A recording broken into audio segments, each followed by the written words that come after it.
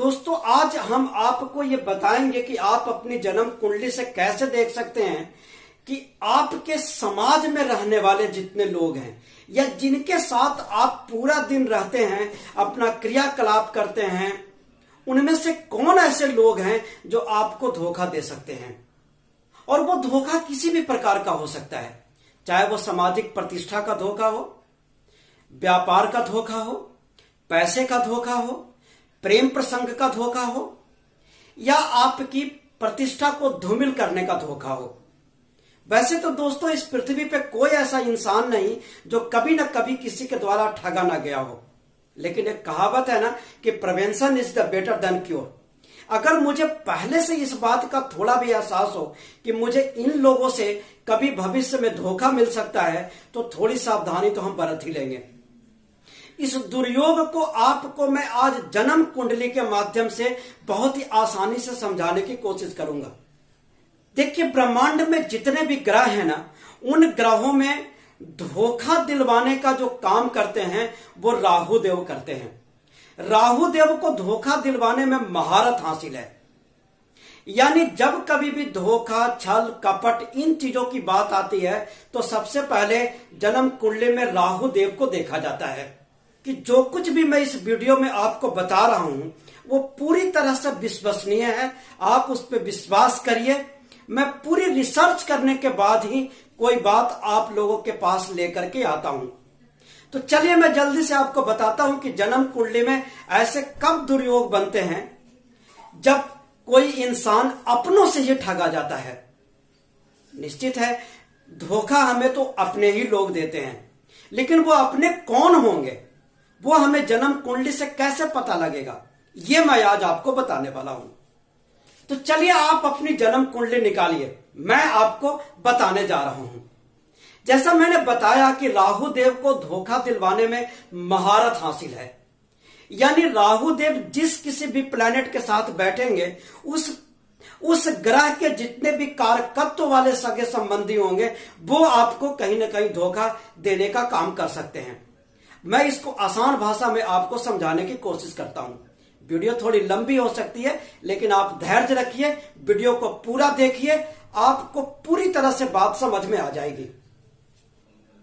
और ये दुर्योग जो मैं बता रहा हूं ये आपकी जन्म कुंडली के किसी भी भाव में बन सकता है। ऐसा नहीं है कि वो जन्म कुंडली के लग्न में बने या द्वितीय भाव में बने, चतुर्थ में बने, सप्तम में बने, नहीं। आज मैं जो ये बात कर रहा हूं ये एक जनरल बात है। ये जन्म कुंडली के किसी भी भाव में अगर एक ग्रह दूसरे ग्रह राहु के साथ अगर बैठे हुए हैं तो आपको उस ग्रह से संबंधित जो लोग हैं वो धोखा दे सकते हैं। मैं उदाहरण के लिए लग्न को ही ले लेता हूं। मान लीजिए लग्न में मंगल देव बैठे हैं और साथ में राहु देव बैठे हैं। तो राहु देव चूंकि धोखा दिलवाते हैं तो यहां पे आपको धोखा कौन देगा? मंगल से संबंधित जितने संबंधी होंगे वो आपको धोखा दे सकते हैं। अब मंगल जो कारकत्व होता है वो भाई का कारकत्व होता है। खास करके बड़े भाई का कारकत्व मंगल को माना जाता है। आप इसमें छोटे भाई को भी ऐड कर सकते हैं। अब भाई का मतलब ये नहीं है कि आपके जो सगे भाई होंगे वही सिर्फ आपको धोखा दे सकते हैं। इस पृथ्वी पे आप वो सभी लोग जिनको आप भाई तुल्य मानते हैं वो भी आपको कभी ना कभी धोखा दे सकते हैं, ठग सकते हैं। यदि आप किसी दोस्त को अपने भाई के जैसा दर्जा देते हैं तो वो भी आपको ठग सकते हैं।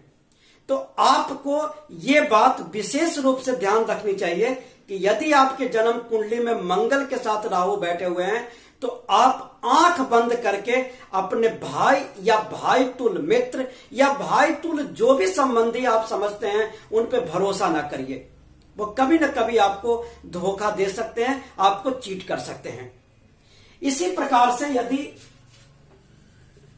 राहु देव के साथ बुध देव बैठे हुए हैं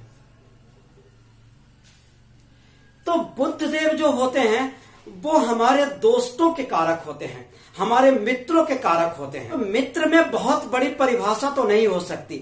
मित्रता वो कैसी भी हो सकती है, वो मेल से हो सकती है, फीमेल से हो सकती है, यदि आपके लग्न कुंडली में बुध देव और राहु देव एक साथ बैठे हुए हैं तो आप किसी के साथ भी मित्रता बहुत सोच समझ के करिए, क्योंकि वो मित्र आपको कभी न कभी किसी प्रकार का ऐसा धोखा जरूर देगा जिसकी टीस आप भूल नहीं पाएंगे।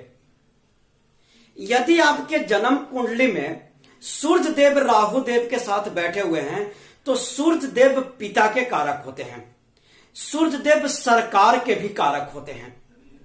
तो यहां पे आपको पिता तुल्य जितने भी लोग हैं, बहुत सारे ऐसे हमारे समाज में लोग होते हैं जिनको हम पिता तुल्य दर्जा देते हैं, यानी जरूरत से ज्यादा हम उनको सम्मान देते हैं, अपने पिता के समान उनको मानते हैं। उसमें से कोई एक आदमी आपको कभी न कभी ऐसी टीस, ऐसी धोखा दे सकता है जिसे आप जीवन भर नहीं भूल पाएंगे। यदि आपके जन्म कुंडली में सूर्य के साथ राहु देव बैठे हुए हैं तो आप उन लोगों से एक बार समझ बूझ करके, संभल करके रिश्ता बना के रखें। यदि आपके जन्म कुंडली में बृहस्पति देव के साथ राहु बैठे हुए हैं, बृहस्पति देव को गुरु का कारक कहा जाता है, वो गुरु होते हैं, वो देवताओं के गुरु माने जाते हैं। अब यहां पे क्या मुझे कोई अपना गुरु धोखा दे देगा? जी हां, गुरु का मतलब ये कतई नहीं हुआ कि जिन लोगों ने आपको पढ़ाया लिखाया है वही लोग आपको धोखा दे देंगे। बहुत बार ऐसी परिस्थितियां बनती हैं जिनको हम आनन फानन में गुरु का दर्जा दे देते हैं। बहुत जल्दी इमोशनल हम उनके साथ अटैचमेंट कर लेते हैं और उन्हें गुरुदेव जैसा, उनको श्रद्धा भाव से देखने लगते हैं, और वही गुरुदेव आपको कभी न कभी जीवन में चीट कर लेते हैं, धोखा दे देते हैं। तो आपके कुंडली में यदि बृहस्पति देव के साथ राहु देव बैठे हुए हैं तो किसी को भी गुरुदेव बनाने से पहले आप 10 बार सोचिए, 10 बार उनके बारे में पता लगाइए, तब आप सब कुछ समर्पित होकर के उनको पूजनीय के रूप में देखिए। यदि आपके जन्म कुंडली में चंद्रदेव राहु देव के साथ बैठे हुए हैं तो चंद्रमा माता के कारक होते हैं। क्या कोई मां अपने संतान को धोखा दे सकती है? जी नहीं। आप भी कहेंगे जी नहीं, लेकिन यह कलयुग है, इस कलयुग में कुछ भी संभव है। माता धोखा दे सकती है, इसकी संभावना बहुत कम है, लेकिन माता तुल्य जो लोग हैं, कई बार हम आनन फानन में या भावनाओं में बह करके किसी अनजान आदमी को माता तुल्य का दर्जा दे देते हैं या दे देती हैं और वो लोग हमें धोखा दे देते हैं। तो यदि आपके जन्म कुंडली में चंद्रमा और राहु एक साथ बैठे हुए हैं तो आप भावनाओं में बह करके कोई भी निर्णय बिल्कुल ना लें, कतई ना लें।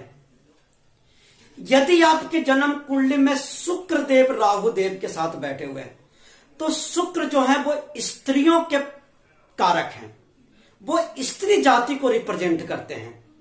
अब इसका मतलब ये कतई नहीं हुआ कि सारी स्त्रियां जितनी भी है आपकी पत्नी जो है वो आपको धोखा दे देगी, बिल्कुल मेरा कहने का मतलब ये कतई नहीं है। लेकिन हां, इसका मतलब एक और भी निकाला जा सकता है कि आप कभी भी किसी स्त्री पे भरोसा सोच समझ के करिए। स्त्री जाति से आपको धोखा मिलने की संभावना सबसे ज्यादा है। किसी न किसी प्रकार से वो आपको धोखा दे सकती है, चीट कर सकती है, ब्लैकमेल कर सकती है। तो आप उन लोगों से थोड़ी सावधानी बरत करके रखें। अब यदि आपके जन्म कुंडली में शनि देव राहु देव के साथ बैठे हुए हैं तब आपको जो आपके साथ काम करने वाले लोग हैं, जो आपके साथ व्यापार करते हैं, जो आपके साथ नौकरी करते हैं या किसी भी तरह का आपके साथ काम करते हैं, आपके नीचे काम करते हैं, उनमें से कोई एक आदमी या कई आदमी आपको धोखा देने की कोशिश कर सकता है। आपको उन लोगों पे सहसा विश्वास नहीं करना चाहिए। आंख बंद करके आप उन लोगों पे कतई विश्वास नहीं करिए। ये लोग आपको किसी भी वक्त किसी भी मुसीबत में डाल सकते हैं।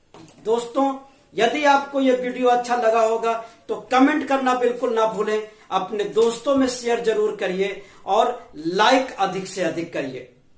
इसके अलावा मैं आपसे एक और रिक्वेस्ट करता हूं कि आप मुझे कुछ ऐसे टॉपिक सुझाएं जिस पे मैं वीडियो बना सकूं जो आप लोगों को जरूरत आ सके। धन्यवाद।